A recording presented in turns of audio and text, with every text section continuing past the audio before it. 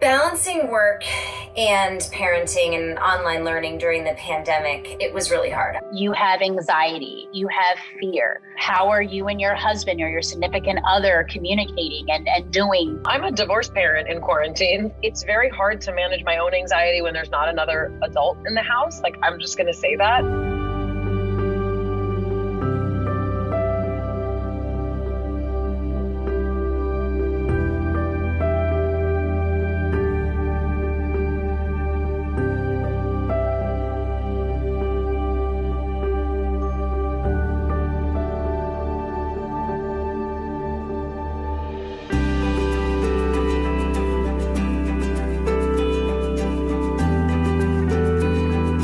I sleep here, I eat here, I cook here, I work here, I raise my kids here, and there is no outlet. I take care of adults, but that was someone's baby at one point. That's kind of how being a mom has changed my role as a nurse. Stop saying if our children are going through something and shift it to our children are going through something. If I'm told one more time my son has not come to class, he's right there in the next room. Why you failed gym when you online? What I want to know.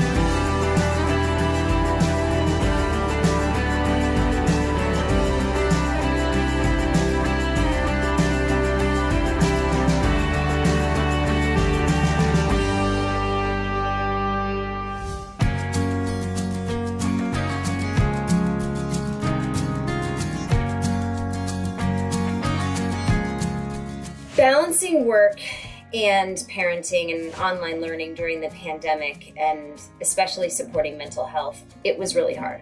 Therapy has been big for us during the pandemic. We both rely on it, my husband and I, for personal growth and ultimately bring what we learn individually into the relationship. Kids and mental health is interesting because I always find it good to give them some biofeedback about how their brain works. So to sort of dissect what's happening in their brain and let them know that's all okay has helped us a lot. We're always honest with our kids, and sometimes it's really, really hard. We explained what COVID was and why it exists, and we told them everything really early on, and we just reminded them that we're luckier than most people and we have to do what we can to help others during this time. So at Hello Bello, we wanted to start giving away a year's worth of diapers every week to help parents who need it. So we did that before the pandemic and we just doubled it. And I think that's just the responsible thing to do. When you have a company, you have to be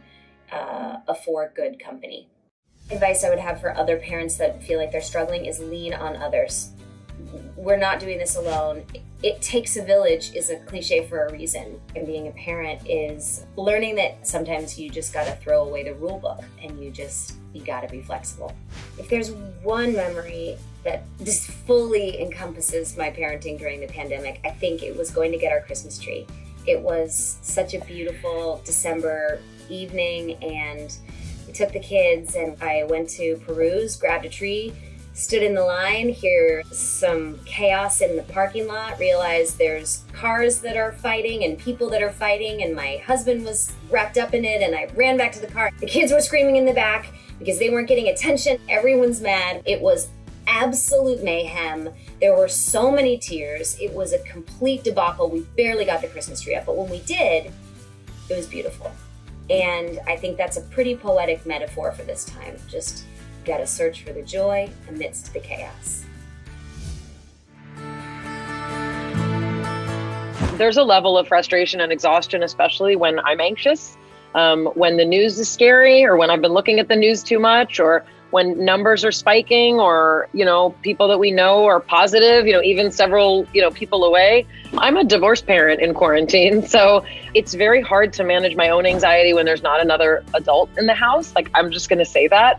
What I've decided to do, I decided this really towards the beginning of COVID when I reached out to the therapist that we use for our family. And she said to me, your goal right now is to take care of yourself and to take care of your children, and to not freak out over every single thing. Like, this is not the time to try and like teach discipline from the ground up or try and take out my anxiety on them and be like, I'm anxious, so now it's your anxiety. We do safely order in, and so I give myself a break sometimes and order in. Dinners are not super elaborate. Like at first they were, and now I'm just like, eat this can of beans. Like I can't anymore. Watching a movie together, like I used to be like, let's do something educational. And now it's like, you know what? It's okay to just like chill on the couch. So I've taken the pressure off me, because especially when there's not another adult, it's really, and I don't have a nanny, I don't have a housekeeper, like I don't have any of those things. It's just me. It's always been just me since I got divorced like 8 years ago. So being gentle with myself, gentle with them. My kids have always been homeschooled, so they're used to the notion of like mom or dad needs to actually have a life while you're home. Whereas I know a lot of friends who have kids, or they're like, what do we do now, mom? Like, this is fun. We're all home together, you know? My kids know that like parents work, and they work sometimes from home. So they're kind of used to that. Zoom classes are, you know, they're crummy for a lot of kids. If I was a kid now, I wouldn't sit in front of a screen. I'm sure I would lose my mind. We try and take walks. There are places that we can take walks where there's not a lot of people, but you have to drive a little bit. And, you know, we still wear masks and we're still super careful. So that's kind of our story.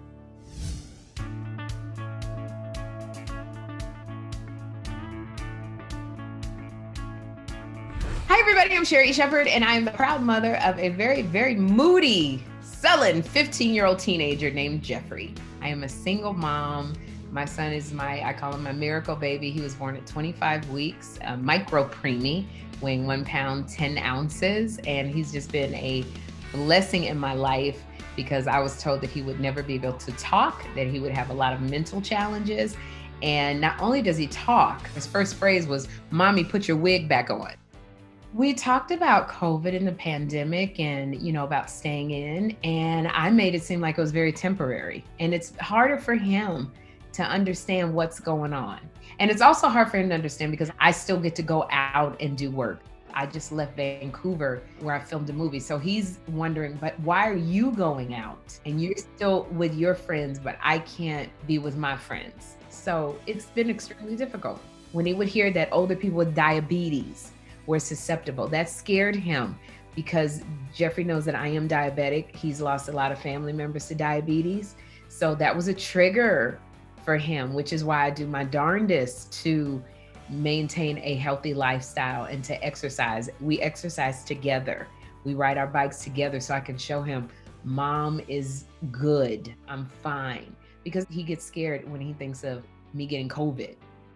Just dealing with all of this in protests and marches and trying to explain to Jeffrey that there are people who don't like us because of our skin color. Just getting through George Floyd, getting through Elijah McClain. That one almost did me in, because Elijah McClain is my son, Jeffrey. Jeffrey, who says, I want to be a police officer. You know how much that frightens me? When my son says, I want to be a police officer, that's something that should make me proud. And it was every day something was happening. For Jeffrey to ask me, but why was this person shot and they were in their home, Mama? I don't know. So to have to explain because you're Black is real hard. That's a tough one. For some children, online schooling has worked for them. For my son, who's very sociable, who loves being in the middle of everything, it has been absolutely detrimental to Jeffrey's mental health. He came to me with the dog, that ball that has the dog treats in it. And he said, Mommy, I feel like that. I feel trapped and I feel like I can't get out. And that's depression that these kids are dealing with. So I'm tired of the teachers calling me. I'm tired of the emails. I done stopped answering all of the emails, because if I'm told one more time my son has not come to class, he's right there in the next room. How is he not coming to class? How you fail gym when you online is what I want to know. I don't know if that boy is even living here anymore. He might be working at Starbucks for all I know. I don't know nothing about what's going on with this child. During COVID, Kim Whitley and I have been best of friends for 20 plus years. And we decided to start this podcast together. It has been a saving grace. And also to our 45,000 listeners. So aside from us just wanting to connect, it's also serving a greater good. We're making people laugh and forget about things for just a moment. My advice to parents that have children with special needs is to lean into them, really listen to them, because they'll talk to you. And if you got a teenager, I would say parents, don't take it personally. They are just trying to find their way in this new normal. You're the safe space. You're the punching bag. You're the one that they love on. At the end of the day, they love you. I'm your favorite actor. Yes. Oh, she's getting a little emotional.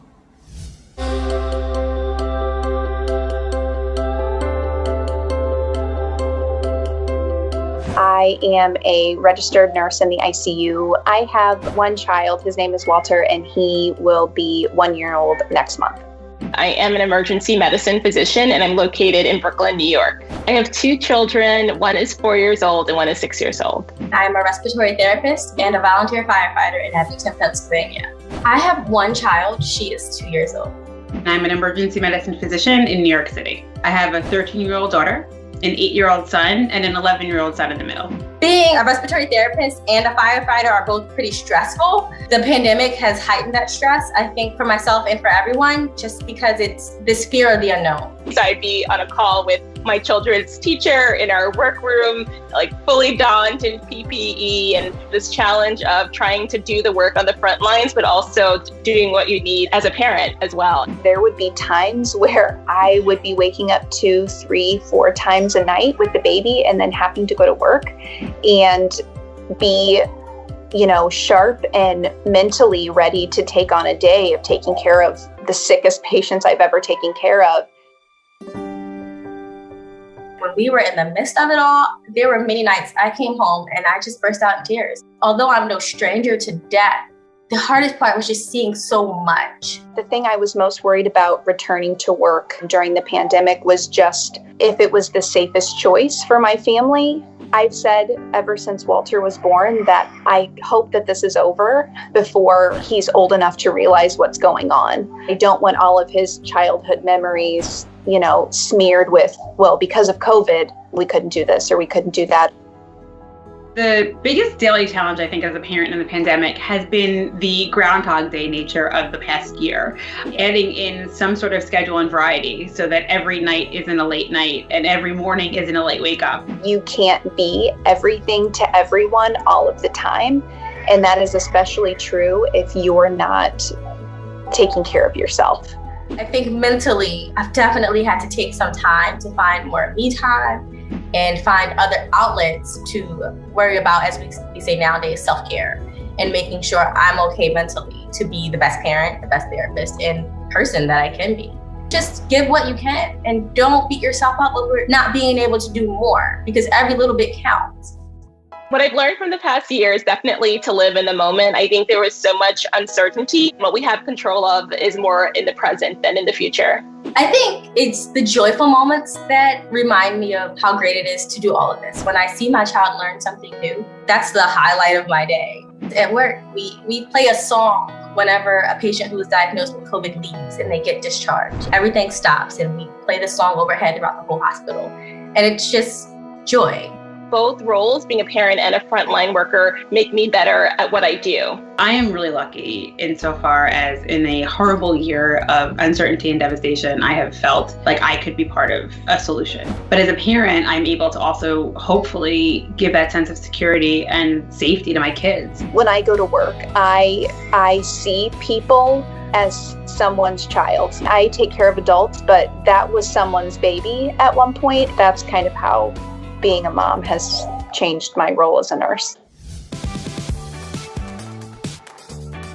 I have so much empathy for parents right now because my kids have been in homeschool for a year and not seeing their friends. I was doing homeschool with them and trying to start the show in the afternoon, and it was a complete hot mess. Human beings go to the I failed immediately. I've had moments where I've just thought, my kids don't look at me as the teacher.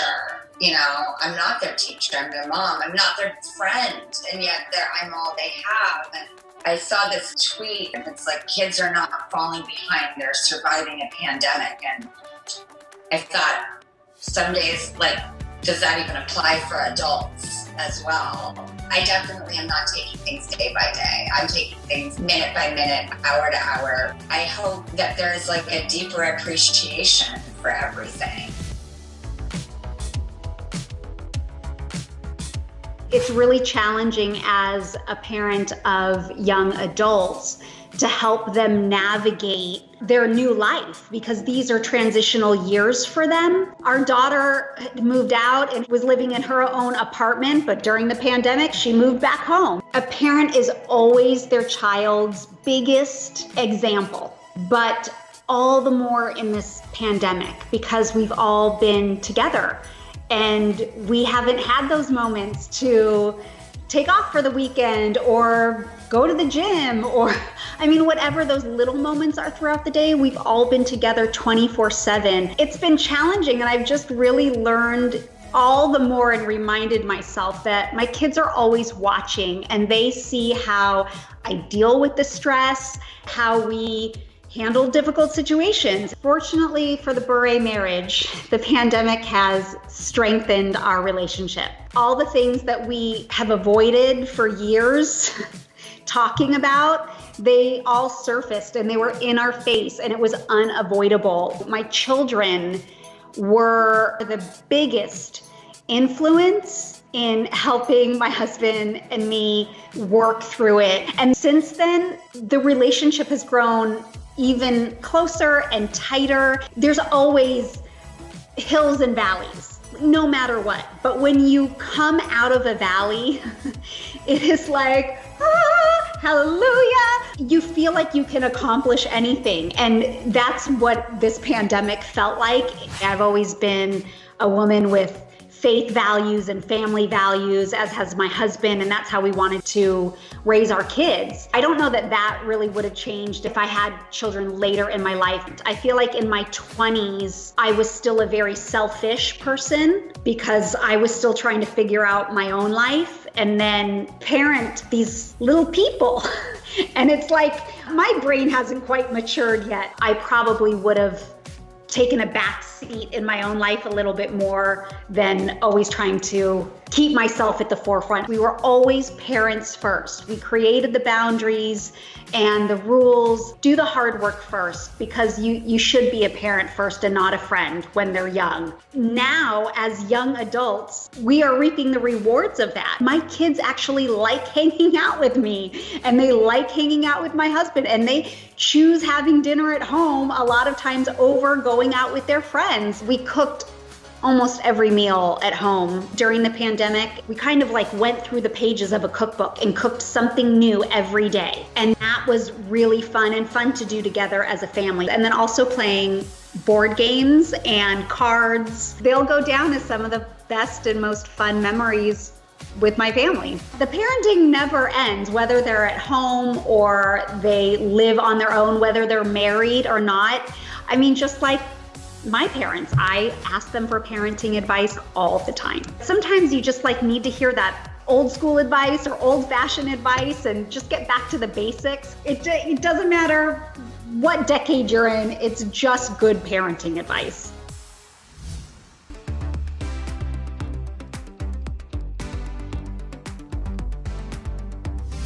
The pandemic has had a very profound effect on the mental health of both parents and children. Anxiety levels among our kids are rising because this is a new environment. We need to be very empathic and attuned to the fact that symptoms do not show up transparently in our children. We need to stop saying if our children are going through something and shift it to our children are going through something. There is a way to talk to your kids. The first step I tell parents is understand that the anxiety is here for a reason. Every time we feel out of control, we feel anxiety. So give them choices that empower them. Ask them, how would they like to set up their school situation? What would they like to eat? Always look for opportunities to validate, empathize, and connect. Every age group is going to react to the pandemic or any stressful situation very differently. Young children, they don't really need 10,000 activities. They need simplicity, consistency, predictability, and connection. Now, the middle school kids and the high school kids are the challenge because they are forming their identity from the outside world, especially your middle schoolers. Allow them to have more screen time with their friends, walks in the park with social distancing. High schoolers are kind of already pros at virtual connection. The downside that you have to be careful about is that your kid will just not leave his room or her room. So you have to connect to them in person, maybe watch their favorite TV show with them, because this is the culture of the high schooler. Don't fight them, join them. And then there are our young adults who just going to start their adult life after college. These are the kids that are the hidden casualties of the pandemic because they were stopped in transition. I tell parents, don't worry, they will launch. Don't put extra pressure on them. Part of my work is helping parents separate their sense of well-being from their kids' well-being, because we have to maintain an internal homeostasis so that we can be where they can land. The best we can do is keep ourselves stable, because we as parents have to be their safe harbor. How do we help our children go back to normalcy? It depends on our energy. The more we show them through our example that we're relaxed, and we give them the attitude that, hey, if mom's sick, she falls sick, she will deal with it. That's all we can do. When they see that, they absorb that. Parents will enter their most empowered selves when they realize that this pandemic or any difficult situation is an invitation to enter the present moment and to simply become grateful for what we do have rather than focusing on what we don't. This is the key of conscious parenting.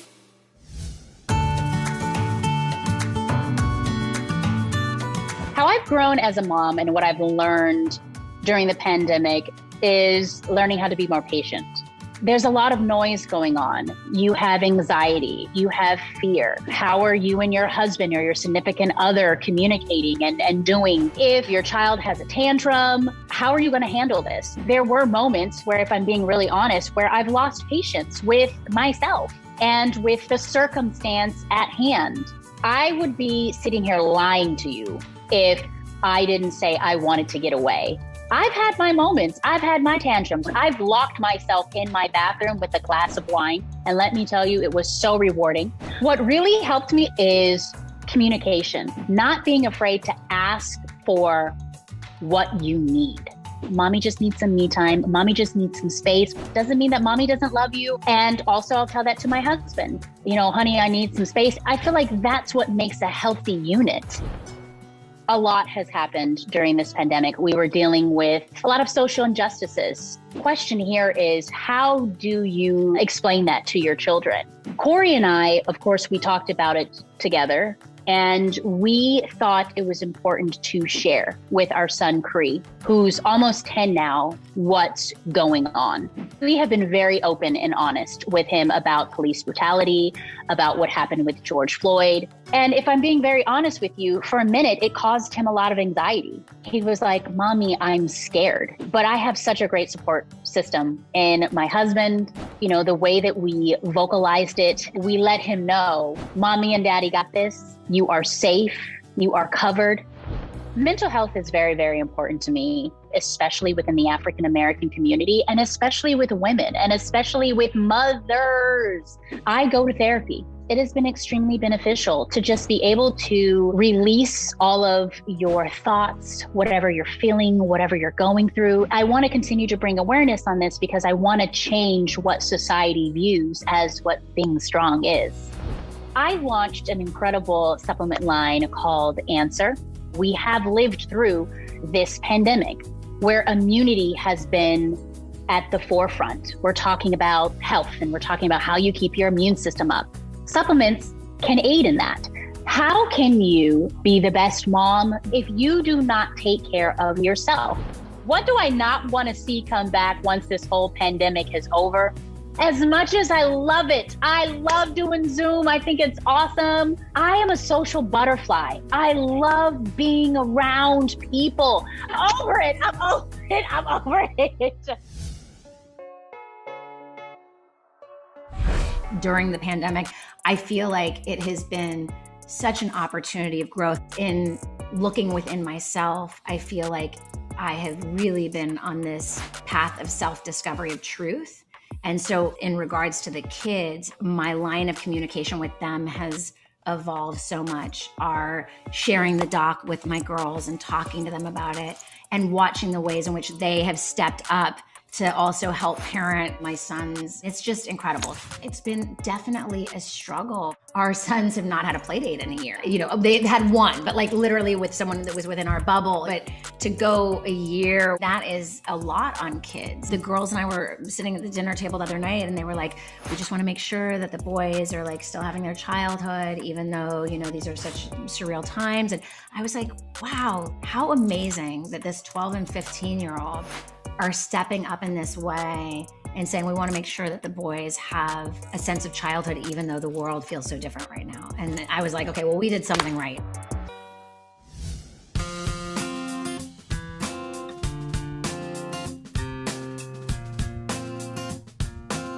I have a kid screaming right now. I mean, have we made it work? Or just make it work, you know, however messy and chaotic that may be. You know, I think the like silver lining of it is that I'm just getting to spend a lot more time with them. They're 3 and 4, and it's been really extraordinary just to see their development. I'm a kids book author, and we, you know, read every night before bed. You know, it's sort of like quiet time. I wrote this book though, Ambitious Girl. It's my second kids book. It's very much about the power of language and understanding that ambition is a really good thing, that it means purpose and determination and having a vision and being innovative and having a dream or a big idea and daring to go for it. And for me, with kids books in particular, it was a really personal experience of becoming a new parent and simply not seeing a family that looks like ours represented on the pages of the books that we are reading our kids. And it's an issue that I really taken up. As a working mom or working parent, you know, you're overscheduled, like everything has to work like down to the last second. Yes. Would I love to check out? Yeah. Like all day, every day. Would I love to just like literally use the bathroom in peace, like, and not have children at my feet? Like, yes, I would love that. I also have support. My partner is a full-time dad right now. Even with our kids being so young and having a lot of flexibility, there's no way that I could have continued working as I have been without that support. And the reality is that most people don't have that, and it is crushing. This, you know, idea of going back to normal is one I reject because we know that normal was not working for so many people. Normal was not working for working families. We need healthcare for all. We need a minimum wage that is a living wage. We need childcare. We have an opportunity to treat people better, and I hope that we do that. You know, a lot of us are cooped up at home with kids and life and work and everything happening all at once, all at the same time. This moment has helped me at the very least to be like a little bit more self-aware of just like where I am, how I'm feeling, how my mental health is, and frankly, like, am I exhausted to the point of burnout, and just being better at finding ways, no matter how small, to just like step back. And sometimes it is just the small thing of shutting my laptop or logging off of Twitter. I feel like a light at the end of the tunnel with the vaccine here and getting distributed, hopefully quickly. So for me, I'm just taking it day by day. And, you know, for a lot of us, I think we're trying to survive and just get through it.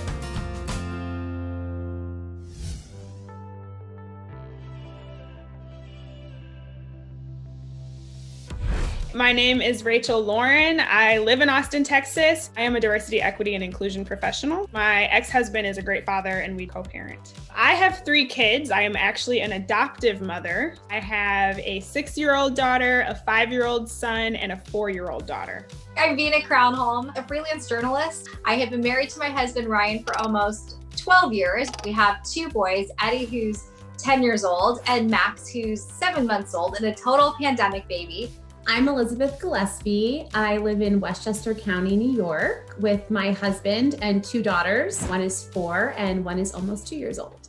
Pre-pandemic, my daughter was in preschool and my other daughter was just home with her grandparents while my husband and I were at work. My oldest daughter, I missed being able to drop her off or pick her up for the social interactions. We had just moved to our neighborhood. I would drop her off at school, go in, talk to the teacher, talk to other moms. It was part of my morning routine. All of that kind of stopped. Eddie has been homeschooled for the last couple years. We do homeschool days at the Natural History Museum, boys team gymnastics, you know, a ton of extracurricular activities. Once the pandemic hit, taking away all of the socialization was really, really challenging. part of my pickup time for him and all these different activities was a socialization for me too with other parents. My son's friends' moms are also my good friends. And so I would come in like 15, 20 minutes early, we'd chat, maybe figure out a play date. Play dates aren't just for kids, they're also for the parents. And I have really missed that this year. Going in studio for me means getting dressed up and putting on real clothes. And so while I love the convenience of being home, I feel like I'm missing that little piece of like putting myself together, which really gives me a lot of self-confidence.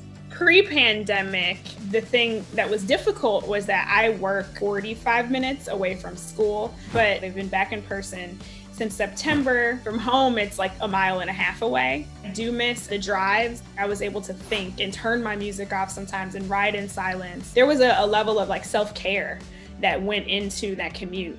And now, although, I'm working from home and there are some benefits to that, I just feel like everything is happening at home. I sleep here, I eat here, I cook here, I work here, I raise my kids here, and there is no outlet. And that can become really taxing. One of my things that I started during the pandemic is getting up in the morning with the kids, and we do a little like exercise routine together, and then we go for a walk. It's their alone time with me, no phone, and they love it. And I normally would have never done that going to the office, but I think I would love to continue that. There's a few things that I started doing during the pandemic that I'm going to keep doing. One of those things is cooking a new recipe with my son every week. I probably made 100 loaves of bread. We just kind of went on Pinterest and found new things to make. The pandemic did allow us to spend more time together. Just being more intentional about the time that I'm able to spend with them during the week is something that I've definitely learned is important to them, but important to me. I didn't really think about parenting during COVID or during this past year because my kids are parenting me now. They're changing my diapers now, if you know what I'm saying. It was a full year. I never stopped working, but also both of my children got married. Cassidy in June and Cody on Labor Day weekend. Like so many things, it was a great blessing. First of all, I saved a lot of money on Cassidy's. It went from 250 people down to 18. Same with Cody's. Then over Labor Day, we had 19 people at his in our backyard in Connecticut. Cassidy was barefoot for hers. Barefoot, but barely any makeup on. I think her dress cost about $50. It synthesized it down to what a marriage and a wedding should actually be. Family members and your closest friends, the people that you truly would want there, not a bunch of strangers, no plus ones. It was a beautiful experience. It's been glorious. I'm closer to my children now than I've ever been. They're both very wise. I can go to my daughter for advice, dating. My son is one of the smartest human beings I've ever met. So I trust him. I haven't won an argument with him since he was 6. He came out of my womb in a little suit, carrying a briefcase with a law degree. I've raised smart, loving, brilliant kids. Thank God they haven't written a book yet. They haven't been caught naked someplace they shouldn't be. Any of those things. But the day is young. It's never too late.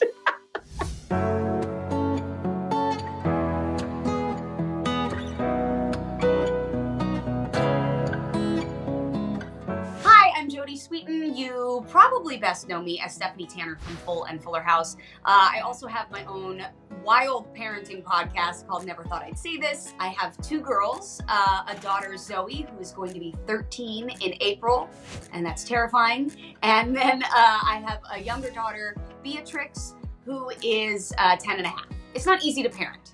Not easy to parent 2 girls between the ages of 10 and 15. And it's really not easy to do all of that in a pandemic with each other all the time.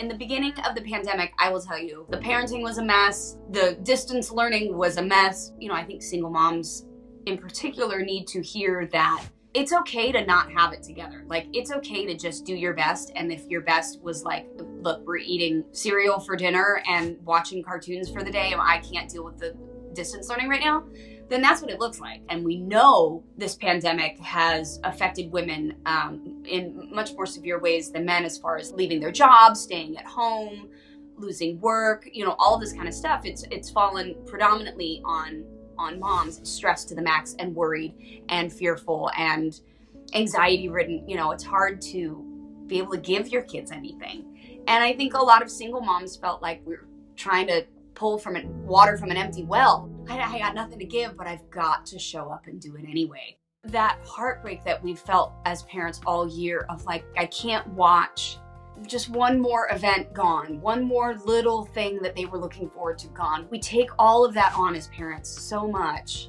that it was really heavy. And I don't think sometimes I even realized how much of their pain I just was holding all the time and how much of my own pain for them I was. In the beginning of the pandemic, I definitely struggled with depression. I didn't want to get out of bed. You know, I was very open with my kids about saying that I struggle with depression and anxiety. I have for a long time, and this past year, you know, really just brought everything up, and it wasn't fun. But my kids see me go to therapy. They see me, you know, trying and engage in healthy behaviors. They see me take moments of self-care where I'm like, I'm gonna go take a bath, and this is my, I need to do this for a few minutes, and you're allowed to do that too. And if things are really not in a good space, to be able to vocalize that and get help as well. Growing up being a child actor, I put my own expectations of, I think, how responsible I was at that age. So I sometimes find that I have to be a little more forgiving of them just being kids. Parenting is hard on a good day. Parenting is near impossible during a worldwide pandemic. And no matter, you know, if you think you're doing great today or you think you're doing not so great today, just do your best and just tell your kids that you love them and start again tomorrow.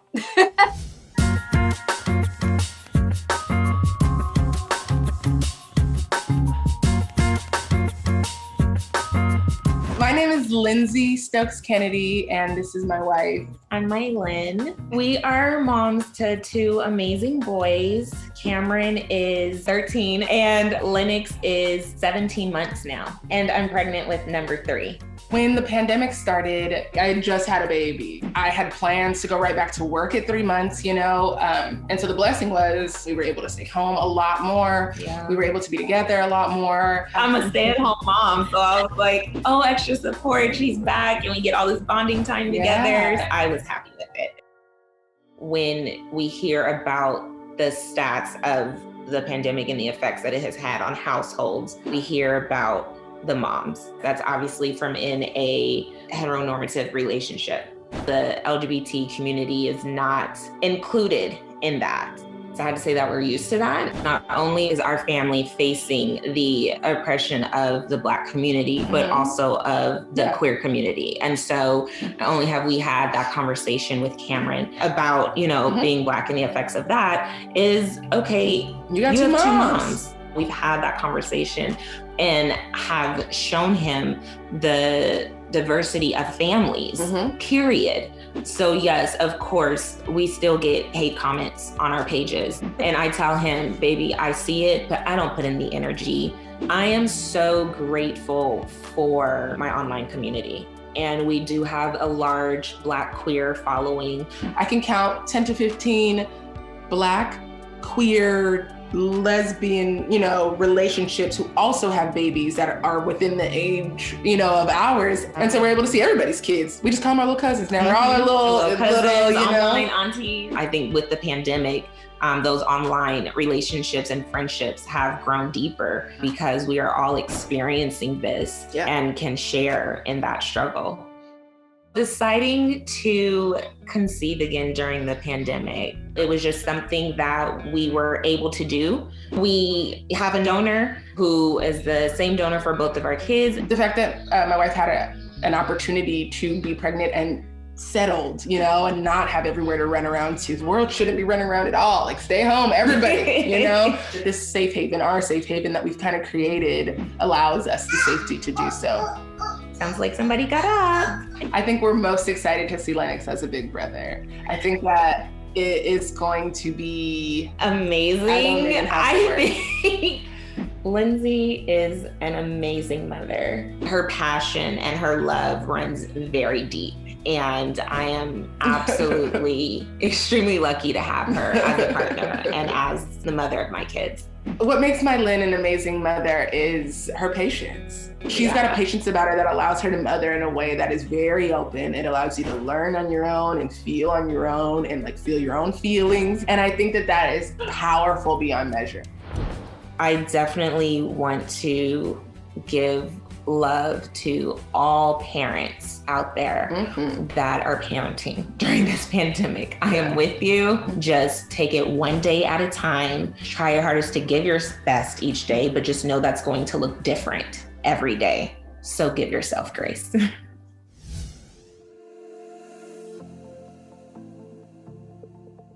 This past year has been very, very interesting. Not only do I have 4 young adults, I still got a baby who just turned 16. And I got this 55-year-old son, AKA my husband. And these 2 dogs, it is a full house. At the beginning, it was kind of fun. And then it became a little problematic when we all kind of wanted our privacy. But at the end, we really learned some pretty amazing lessons about ourselves. I did a lot of affirmations, a lot of meditating. So did my husband.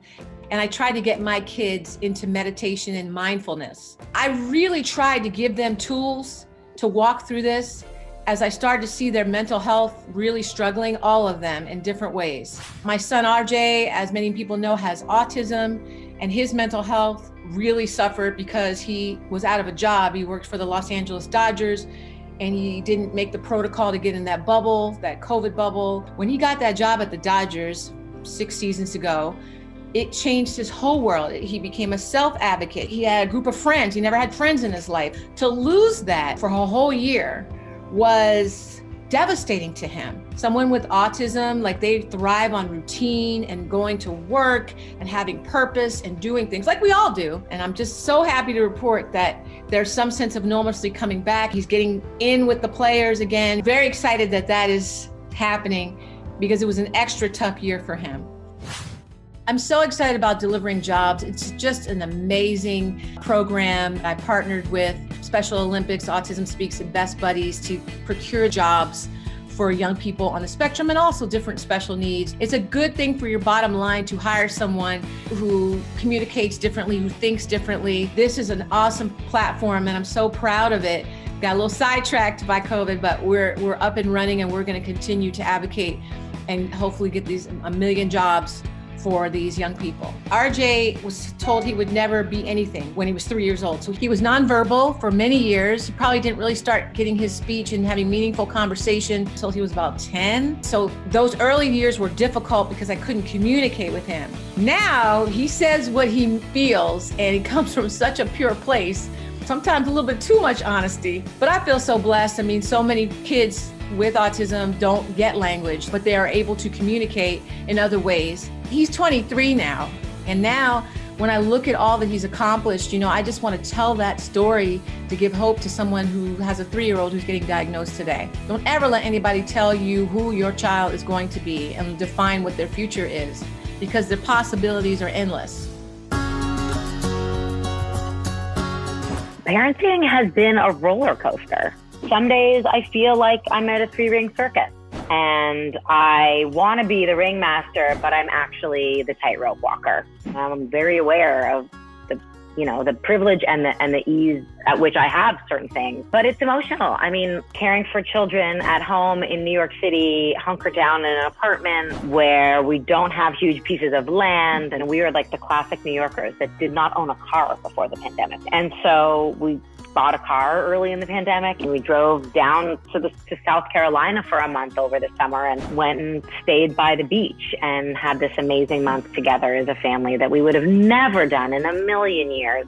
I had never gone on a drive that long in my life, let alone put my babies in a car and take them 12 hours, 13 hours south of here. And then, we got to go shoot Top Chef in Portland, Oregon. So I moved my entire family to the West Coast for 2.5 months. And when Top Chef kind of set out to do it, I was a naysayer. I was very concerned about how this was going to work for my family, both physically, from a safety standpoint, and emotionally. My children were getting COVID tests every 72 hours, just like I was, explaining to my daughter that even though we were in a new place, she couldn't really make friends because you have to be wearing masks and you have to be outside. There were a lot of challenges, but we did it. And there was actually a lot of really beautiful moments for my family, as well as the fact that I was able to be productive and get back to work. It was really an amazing highlight of the year.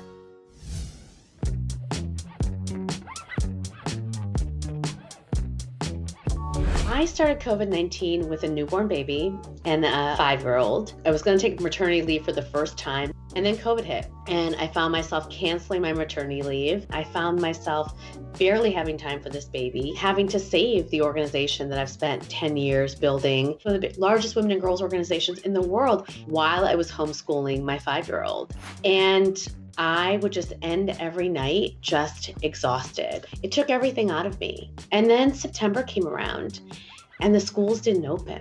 And we went from grinning and bearing it to like barely surviving. People were making decisions about our lives that we had no control over. No one asked us. They just assumed that mothers would do it, that we would homeschool, that we would be tech support, nannies, all the while that we were doing our full-time jobs. And quite frankly, it's what stay-at-home moms have been dealing with for so long. Well, you thought that perfectionism would die in a pandemic. It is alive and well. And I think so many of us feel like we're just not seen and we can't complain about it. I think about that as the daughter of refugees. They had to literally save and scrap everything to give us opportunities. And I think about like what they would have done if they were living through the global pandemic and they wouldn't have been able to make it. So much is broken fundamentally in our society, but that also means that we have this opportunity to build it back better. Mothers right now are getting crushed. Our labor market participation is where it was in 1989. We lost 30 years of progress in 9 months. And the reason for this is 2 major reasons. One, it's so many women can't afford childcare or cut back their hours. The second reason is that many women found themselves in jobs that simply weren't pandemic proof, like healthcare, education, and retail. And most of those jobs are not coming back. We're calling for a 360 plan, a Marshall Plan for moms, to shorten the economic recovery for mothers and to build it back better. Meghan Markle said this, and I so agree with her, that the most important title that I hold is mom. And we have relied on mothers too much, and we haven't valued their work. And what I'm excited about is maybe, just maybe for the first time, we can value it.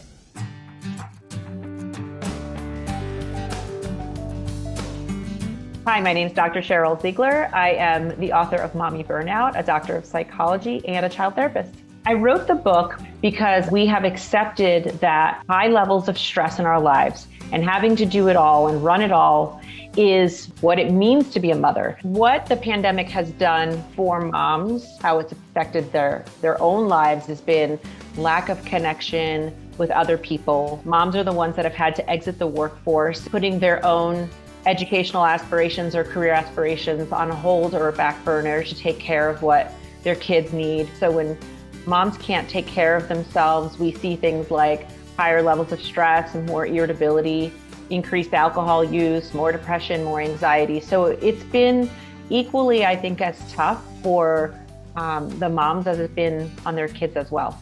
When people ask about moms having tantrums or mommy meltdowns, that happens because there's a need that's not being met. What it looks like for moms when they've hit their breaking point. First, it looks like fatigue. Chronic exhaustion is very real. Second, it looks like poor hygiene. Moms are just putting on a decent shirt, trying to just make their background look halfway decent. It also can look like disrupted sleep. Moms feel like they need to stay up, whether it's to clean the house or just get 10 more emails out. All of that has a significant effect on stress. Do moms have permission to have meltdowns? And if they do, oh my gosh, what if their children see it? It's not if your child sees you have a meltdown. It's just a matter of when. When we are talking about mommy meltdowns, it's gonna look like they yelled, they snapped, they drank too much one day, they're highly irritable or emotional. And the feelings that go along with that are oftentimes guilt, frustration, anger, depression. We all wanna think about healthy ways to express our emotions, but we're human beings. And sometimes our kids do not see us as individual human beings with our own feelings, our own fears, our own lives, because we serve them so much. I think mommy meltdowns are okay, especially if they become a learning experience. It goes to unhealthy when you had very loud or scary words, or you broke things or slammed doors. That's rage. Rage means you've gone way too far. When moms lose their cool, I have 4 pieces of advice that they can use immediately to try to address what just happened. The first one is stop and breathe. 2, repair your actions or whatever you just said with your kids with a simple apology. The third one is think to yourself, why did you blow up? What's been going on? What was the trigger? What do you need help with? So take some time to ask yourself some questions. And the fourth one would be, when you have processed everything, talk to your kids in age-appropriate ways about managing your own stress and managing emotions. I was at the West End in London when it all came to a screeching halt. And then I came home and had the London version of COVID, so dealt with that. And at the time it was in March, so you didn't know whether to go to the hospital, how bad is it going to get? Is my heart palpitating? Am I going to have a heart attack? Can I breathe? So that was an interesting March, to say the least. 2 of my children that were out in California didn't come home because obviously it was too risky. And one of my eldest moved out of the city because she's a Pilates instructor and she was at Equinox and all her clients were not even in the city or not seeing anybody at their houses elsewhere. So that made a change of location for her, and she ended up doing most of her classes in Zoom in the gym, in our home gym. So that was an adjustment. My daughter, who's a singer, Lion Babe, she had to do concerts virtually, out of her space worldwide. So everybody adjusted. And we finally saw each other because my ex-husband turned 70 last year, and we all had a wonderful celebration in October. So that was the first time the whole family was together. As long as they stayed put, which they did, and they were very careful. And actually, my son just got his vaccine yesterday. But my mother lives next door, and that was the biggest. I think since I already had it, I made it through fine. But my mother's 81 years old, so that was the biggest concern in the family. And she's been great. She just got her first vaccine a couple of weeks ago. She gets her second on Sunday. And that's kind of that big check off the box where I feel safe. And she's very, very active. So now that she's fine, we're all good.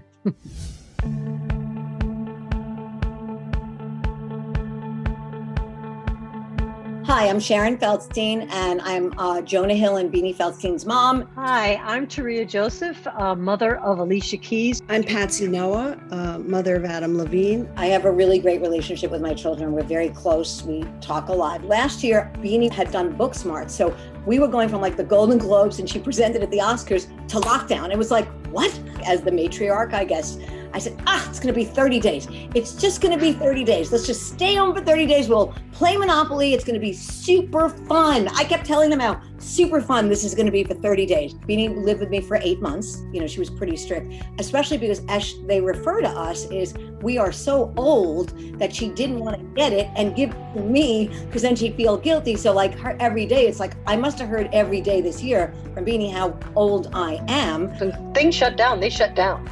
They shut down for everybody. Their tours were canceled. They were all releasing new albums. That all closed down because nobody could get together to do that kind of work. So it closed down. I mean, it didn't stop Alicia. She worked for everybody and talked to everybody, and her songs just happened to fit into this time. She's in California, so what she does, I usually read about it. I have her on Google Alerts, as my friends know. We all have Google Alerts. All of us have Google Alerts on our kids. In my case, my relationship with Adam, who's my high-profile child, and my other 2 kids, has really only deepened in one way. We check on each other more, even if it's a minute a day. We don't see each other. He's got very, very little kids that are consuming him, and they've done a lot of behind the scenes Maroon 5 work. They're releasing singles and another album at the end of the month. It's hard to, miss seeing your grandkids at each stage other than on Zoom or FaceTime. My grandson just called me a week ago. He's 5. He said, I'm really sad. And we talked about why he was sad, but we worked it out. And, it's being a mom is universal. Being a grandmother, maybe sometimes you just want to talk to someone who's not your mom about something that's making you sad. So it's had some interesting twists and turns. Your Mom Cares are celebrity and influencer moms banding together for kids' mental health. I call us the Netflix of nonprofit because we fund other people's projects and we also fund our own. So we are boots on the ground, but we're also funding very innovative, advanced projects that diagnose and treat depression and anxiety before it becomes something worse. What's interesting to me is that everyone's like, wow, you're doing mental health. It's so important now. It was so important before. We were doing it before. The epidemic started before with kids' mental health.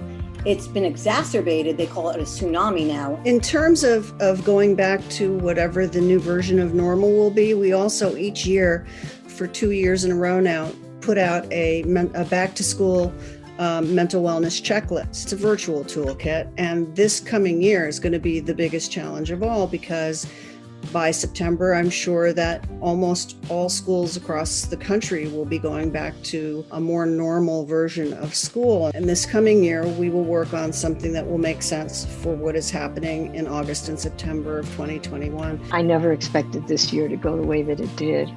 I'm still in awe that 1 year has gone by. I've got such a great daughter who's always very caring and checking up on me all the time. I think I've just grown in my admiration of her ability to keep mothering and challenging her kids and still doing all her work and still being a good wife. Think about this past year. Who could you trust on the news, what you read, blah, blah, blah. But a mom always has, most moms always has their kids. I've heard people talk about Taria like as if she was their mother. Other people's kids' best interest at heart. It's not self-serving. So I do agree with you. I think moms are more important now than ever.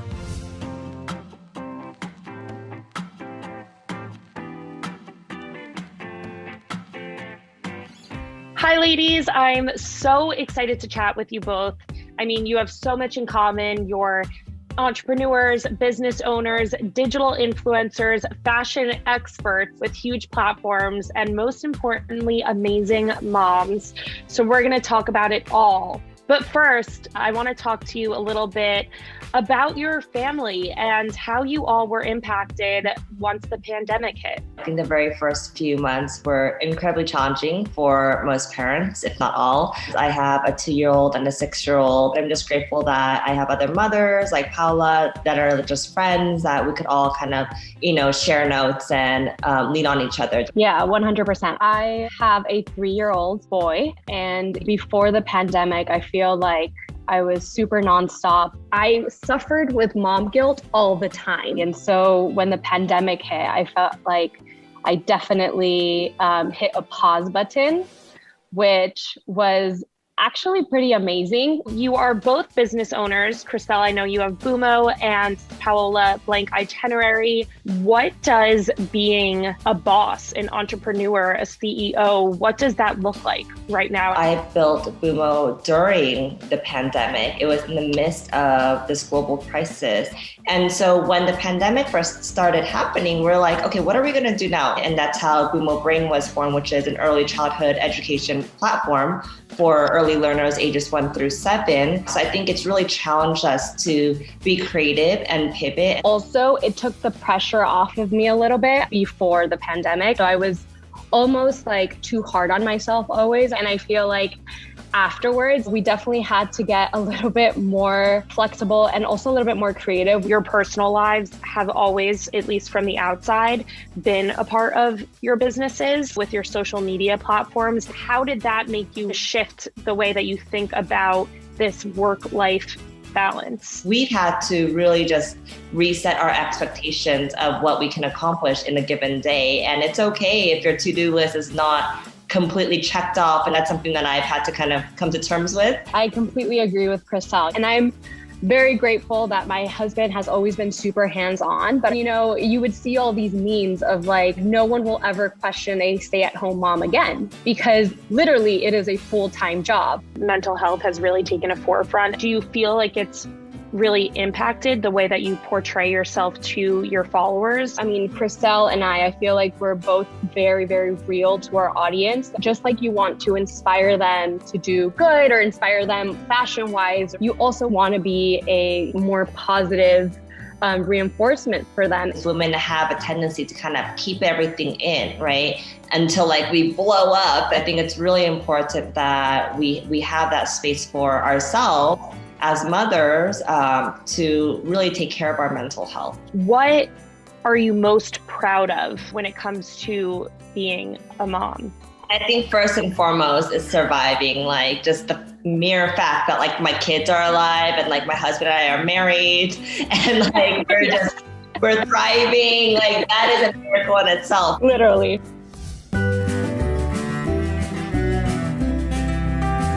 Our motto is tell the story, feed the soul, make them laugh, heal the heart.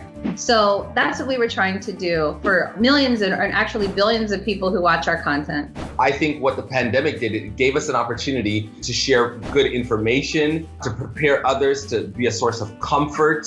On any given day, we could switch from talking to Dr. Fauci or being like at the inauguration program. And then we'd make funny videos about washing your hands and kind of like giving people hope that we're gonna get through this together. But when it came to the summer with the Black Lives Matter, George Floyd events, we felt like it was our duty really to make sure that we showed the world that we're not just about making you laugh and smile, but we also are here on a deeper level. Working together as a family really set us up to be able to cope with the challenges of being in quarantine because we are constantly together. We work together, we play together, everything. So when the pandemic hit, me and my husband, we sat down our kids and we said, this is what's happening. When the time comes, we may not be able to go out, and it could be for up to a year or more. We talk to them about their mental health, making sure they come to us if they feel sad, if they feel lonely. And you know, we're people of faith. So we're gonna pray, we're gonna do our best, we're gonna take care of ourselves. I think it was just now this added fear of the unknown. You know, that's really what really impacted us the most. We've always homeschooled our kids their entire lives. As the children were getting older, I was already preparing myself. They were gonna go off, they're gonna start building their lives. Our children that were about to go off to college decided to choose a career in entrepreneurship full-time. I now got an extra year or two with them to help shape, mold, and be present. And I think that that has been a huge blessing for our family.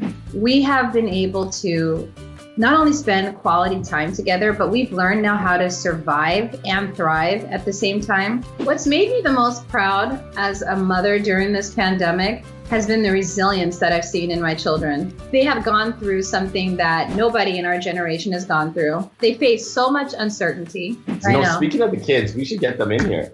All right, you guys come. Hi. Hello. One thing that I'm grateful for my parents for doing is preparing us for this. Yeah, they definitely touched on us, you know, being prepared emotionally, mentally, physically, and just for us to just be okay with just staying home. And, you know, I'm thankful that our parents are just very open. And our family's very notorious for having long family talks, like all the time. We wake up in the morning, we just talk for like an hour. One of the things I'm really looking forward to after the pandemic is going on a vacation as a family. Yes, I was literally going to Spain. Yeah. Thank you. Thank you.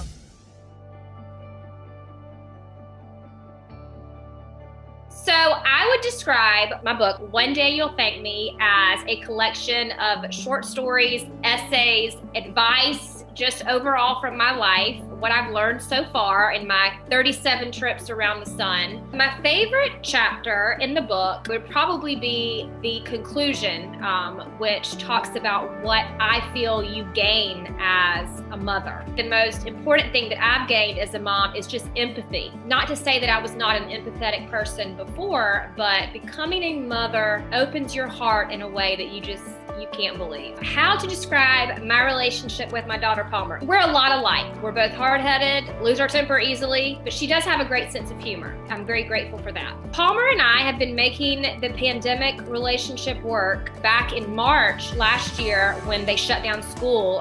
It was just the two of us at home all day, every day, and I've been very strict. We don't really socialize a lot. It was very hard for me because thinking up little child games and ways to entertain a toddler does not come natural to me. There were days when we would sit on the front porch and I would give her a bucket of water and a paintbrush and I would ask her to paint the house. just so I could like take a shower or make the time go by, which is pretty sad and pathetic. She is back in school now, and knock on wood, she hasn't been sick. Like not a cold, not a stomach virus, nothing. And it makes me wonder if it's just the mask that they're having to wear in school. So they must work. One of the biggest challenges I face during the pandemic as a mom is just, I think, the uncertainty. I want my kid to not have to worry about wearing a mask, and I want her to be able to socialize, and that has really been limited, as it should be, due to this pandemic. I'm fairly certain that I have GAD, which is generalized anxiety disorder. I've never been diagnosed with it, and I'm not medicated, but I'm pretty self-aware to know that I have it. And with my husband, who's an anesthesiologist, and he's literally in people's airways every day, it's very high risk with COVID. He would leave for work, I would cry, so worried about him. He would come home, strip his clothes in the garage. It was a crazy, crazy time. So it definitely heightened my anxiety. And motherhood in general, I feel like increases your anxiety. If you're an anxiety-prone person, you know, you bring a child into this world, you're going to constantly worry about it. I am definitely a control freak. It is a negative attribute of mine. I'm trying to get better, but I finally got to a point where I said, you know what? This is out of my control. I cannot control it. And me worrying about this and ruminating on it is not going to change the outcome. I do not take medication. I meditate. I took a course in transcendental meditation, and being able to access meditation has greatly helped my anxiety. You control what you can, but you ultimately have to have faith. And I don't want my child to see me as an anxious person, because I don't want her to mimic that. I try to do better. I try to hold it in, and I try to let go. The most rewarding part of being a mom during the pandemic is you are ultimately forced to spend more time with your child. And it's something that I know can be very trying in the midst of it, but I do think for those of us that have had to, we're going to look back one day and be grateful for this time. She is so young, and she's probably not going to remember this. If she does, it will probably be one of her first memories. I want my child to have a normal childhood. I'm ready for it to be over. Everybody get vaccinated.